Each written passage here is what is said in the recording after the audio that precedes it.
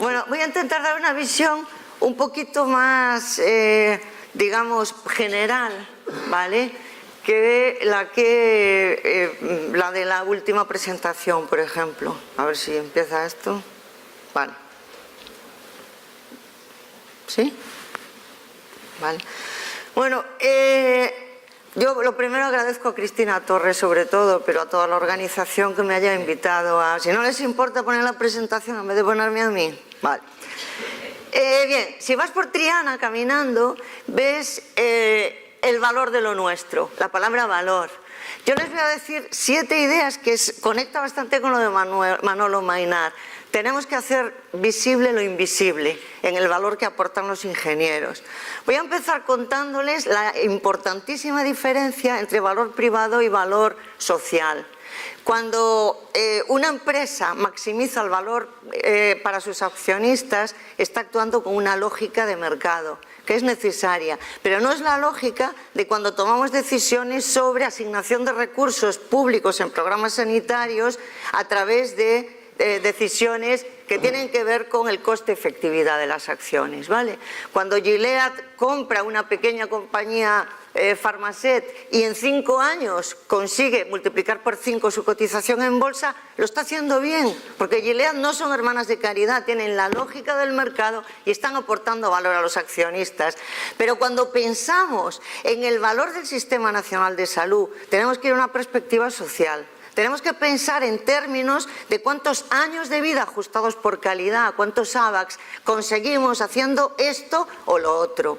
Y aquí tengo que decir que muchas veces los ingenieros están pensando en una lógica de aportar valor a través de uno de los 2 platillos de la balanza, que es el del coste. Aportar valor ahorrando, reduciendo costes, mejorando procesos, optimizando a través de metodologías Lean.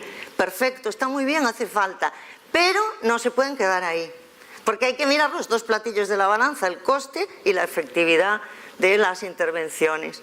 El coste-efectividad es un principio ético en la sociedad actual, igual que la equidad en el acceso a la sanidad o igual que la inmoralidad del despilfarro. Y en esto hemos cambiado como sociedad. Si un hospital gasta un 20% más de lo que podría gastar haciendo mejor los procesos, es inmoral. No es solo ineficiente, es inmoral. Y el coste-efectividad, el comparar cuánto se gana en salud poblacional con cuánto esfuerzo de la sociedad, este es el criterio con que deberíamos valorar las mejoras y las intervenciones de todos, también de los ingenieros. Y les voy a poner un ejemplo que van a entender perfectamente. Con el programa actual de mamografías, que es una revisión cada 2 años a mujeres de 50 a 69 años de edad, ganar un AVAC, ganar un año de vida equivalente en perfecta salud en España, cuesta por debajo de 20.000 euros. Y esto es razonable, esto nos lo podemos permitir. ¿Por qué? Porque el coste de oportunidad es difícil encontrar otras intervenciones sanitarias que consigan ganar un año de vida con menos dinero. Pero si de repente decimos, vale, pues el programa lo extendemos y lo hacemos anual y lo extendemos a mujeres a partir de 40 años, es que ganar un año de vida detectando precozmente el cáncer de mama nos cuesta casi medio millón de euros. Y casi medio millón de euros tiene un coste de oportunidad altísimo en términos de otras cosas que podríamos hacer, otros programas e intervenciones sanitarios que con medio millón de euros no ganaríamos un AVAC, ganaríamos muchísimos más. Esta es la idea del coste-efectividad de que les hablaba. Es difícil priorizar en un país como el nuestro, que acaba de pasar lo que llamamos el apagón inversor. Cuando llegó la crisis que nos cayó de encima como una piedra, en 2008, 2009 reaccionamos, lo más fácil era recortar gastos a través de lo que se podía hacer a golpe de BOE, y lo que se hizo fue bajar radicalmente las inversiones, un 68% entre 2008 y 2014. Se quedaron 800 millones de euros para todo el país, para todo el Sistema Nacional de Salud. Cuando estamos saliendo de la crisis hay presiones por todos los lados para al encender la luz cada uno tira por donde le interesa más para ver dónde vamos a, digamos, destinar los recursos que eventualmente podamos tener. Entonces, por ejemplo, en equipamiento médico de diagnóstico por imagen, de electromedicina, etcétera, pues el COCIR tiene unas normas sobre qué sería la composición ideal de los equipos en cuanto a en cuanto a antigüedad. Hay un límite de porcentaje de equipos que deberían tener más de 10 años. España incumple ese límite, está en rojo, en TAC, por ejemplo, es un ejemplo que les traigo ahora, y también lo estaba en 2008. Pero si nos vamos a este mismo informe, en resonancias, por ejemplo, vemos que estamos muy mal en cuanto a equipos obsoletos, bueno, obsoletos, antiguos, de más de 10 años, estamos a la cola de los países de Europa y, sin embargo, paradójicamente, tenemos una dotación en términos per cápita en los primeros puestos de Europa, 5 veces más que los países bálticos, ¿vale? Entonces, esto lo podría enseñar, pero no tengo tiempo para los demás aparatos, geografías, TAC, tal y cual, ¿vale? Pero no voy a hacer eso, lo que voy a hacer es decir, ¿vale? ¿Quién da esas reglas de oro? ¿Quién es el que establece esos estándares? Pues los establece COCIR, que está formado por un conglomerado de empresas del sector, grandes todas, claro, y incluyendo organizaciones como por ejemplo FENIN en España, de tecnología sanitaria. Si entras en la web de COCIR, ¿vale? European Coordination Committee of the Radiological, Electromedical and Healthcare IT Industry, lo que descubres es que ellos contribuyen a la regulación en Europa de los aparatos médicos, dispositivos, los medical devices, y contribuyen, por ejemplo, aportando expertos a los notified bodies, a los cuerpos reguladores. Claro, aquí entramos en un problema que es el problema de la regulación de los equipamientos médicos en Europa. Es un problema enorme que técnicamente decimos que está aquejado de la captura del regulador. ¿Qué es la captura del regulador? Pues consiste en un fenómeno en que la agenda la define más los oferentes que el regulador, que es la Comisión Europea. Que los expertos son expertos de la Unión Europea, muchos ingenieros, pero realmente representan a las industrias que acaban, digamos, capturando al regulador. Un síntoma de esto podría ser pues el hecho de que, aunque en abril de 2017 se aprobó una nueva normativa que de alguna forma va a conseguir aminorar el problema de la falta de transparencia, el que las decisiones son fragmentadas en cuerpos privatizados, etcétera, los notified bodies, aunque la normativa está aprobada y va a haber una regulación mucho más digamos seria en temas de seguridad, de vigilancia, postcomercialización, etcétera. Sin embargo, no va a entrar en vigor hasta dentro de 3 años para los medical devices y hasta dentro de 5 para los diagnósticos in vitro. Un problema. Y este problema se une a otro con el que está relacionado, que es el de la posible falta de competencia en el mercado de inputs, provocada en parte pues por la naturaleza oligopolística del sector, inevitable, porque no puede haber 100.000 empresas que vendan aparatos de TAC. La Comisión Nacional de Mercados y la Competencia, que como saben es el organismo que en España intenta controlar los, digamos, comportamientos no competitivos, ha puesto la mayor multa en 2016, pues precisamente un conglomerado de empresas multinacionales casi todas y FENIN, 130 millones de euros por una práctica continuada durante décadas de colusión en ofertas de precios, en este caso de pañales para incontinencia urinaria, en España en ventas al Sistema Nacional de Salud, ¿vale? Entonces, todo este rollo se lo digo ¿para qué? Pues para soltar una idea, y esa idea es: los ingenieros tienen una misión, y esa misión es el aportar expertise, conocimiento técnico que ayude a la regulación de los medical devices en Europa. No solo como, digamos, contratados por las empresas que acaban participando en el proceso, sino como una obligación técnica, digamos, moral, ¿no? Vale, los ingenieros aportan mucho valor en sanidad y lo aportan a los 3 niveles. Micro, o sea, un proceso para un paciente o para un servicio. Meso, para un hospital. Y macro, redes de hospitales o incluso el Sistema Nacional de Salud en su conjunto, ¿vale? Hay ejemplos como, bueno, la metodología Lean que acaban de presentar, los BIM, o simplemente la generalización de los identificadores por radiofrecuencia, que hay un ejemplo de una red de pequeños hospitales de Texas que ahorran $65.000 por mes, simplemente por identificar todo lo que tienen con estos dispositivos de radiofrecuencia, ¿vale? Pero la idea que les quiero transmitir aquí es, ¿vale? Los ingenieros aportan valor en los 3 niveles, micro, meso y macro. Y esto está incluso más desagregado en 5, ¿vale? Pero es que sobre todo están concentrados en el nivel más micro y meso, y menos en trabajar en redes de hospitales, en coordinación entre hospitales y otros niveles asistenciales como primaria o como sociosanitaria, y ahí hay muchísimo que hacer. Fíjense. La Veteran Administration en Estados Unidos es un ejemplo buenísimo de red integrada. En un país que funciona tan mal en sanidad, tienen a 20 millones de asegurados públicos, que es la de los militares, ¿no? Los veteranos, que tienen una red. En esta red los ingenieros consiguieron establecer un programa que ellos llaman VISTA, de historias clínicas electrónicas combinadas con otros flujos de información, gestión de imágenes, etcétera. Y con esto consiguieron ahorrar 3.000 millones de dólares. 3.000 millones de dólares en 7 años. Esto es impresionante. Pero los dos platos de la balanza, ¿vale? Lo consiguieron. 3.000 millones es mucho o es poco, hombre, es muchísimo. El presupuesto de la VA es 60.000 millones más o menos al año, hombre, 3.000 es bastante. Pero lo mejor es, lo consiguieron mejorando la calidad médica de los procesos. Por ejemplo, para los diabéticos, que 1 de cada 5 veteranos son diabéticos, ¿vale? Pues resulta que comparados con los hospitales privados, en los hospitales de la red, todo va mejor. Tienen más control de la hemoglobina glicosilada, tienen más análisis de retinopatía diabética, bla, bla, bla. ¿Vale?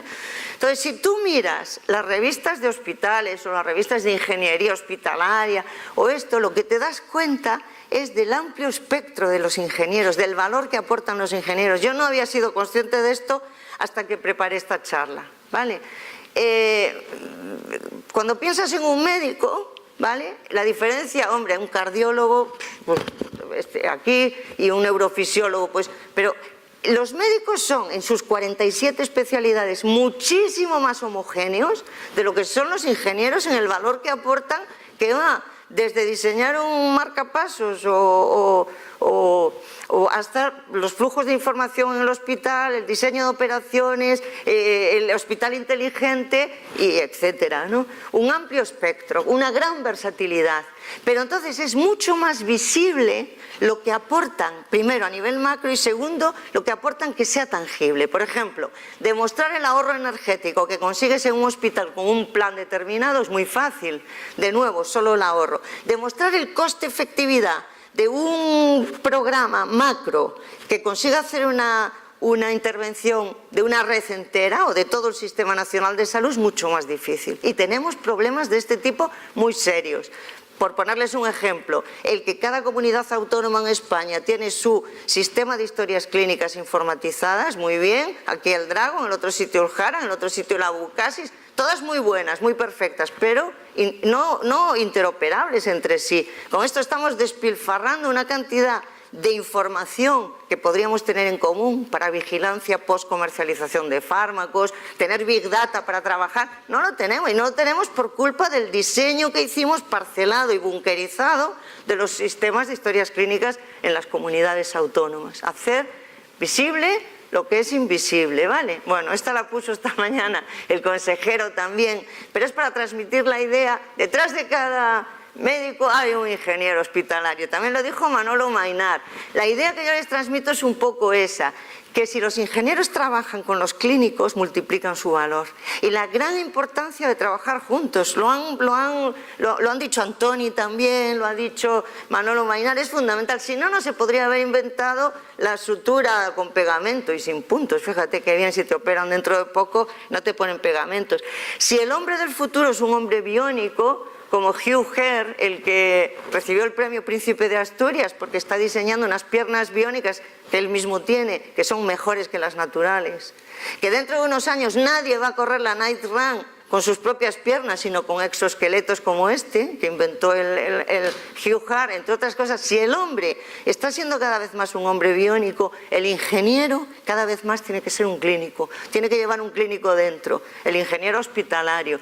Y si no, miren lo que está haciendo la Singularity University, que como saben es una universidad de gran innovación llevada por Google y la NASA, ¿no? Ellos hablan aceleremos el cambio de la humanidad. Y ellos hablan de ser exponenciales, ya está bien de crecimientos lineales, vamos a crecer exponencialmente también en medicina. Ahora en noviembre tienen un congreso de medicina exponencial.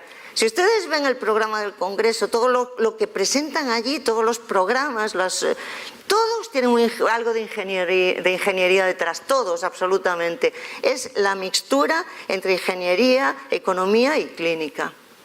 ¿Vale?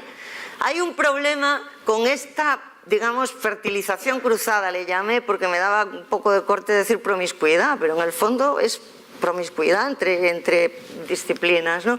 Y ese problema es que la tendencia a los partnership público-privados, a externalizar los servicios, por ejemplo, de mantenimiento o de ingeniería de los hospitales, corre el riesgo de que se necesita mucha más coordinación con los clínicos, porque si no pueden bunkerizarse, puede hacerse como un quiste ingenieril dentro de un hospital incomunicado con los servicios clínicos. De modo que al final a lo que llegamos es a la necesidad de un diseño de incentivos alineados, compartiendo riesgo entre las partes, que es algo en lo que los medicamentos han avanzado mucho más que la parte de medical devices, ¿vale? Muchísimo más.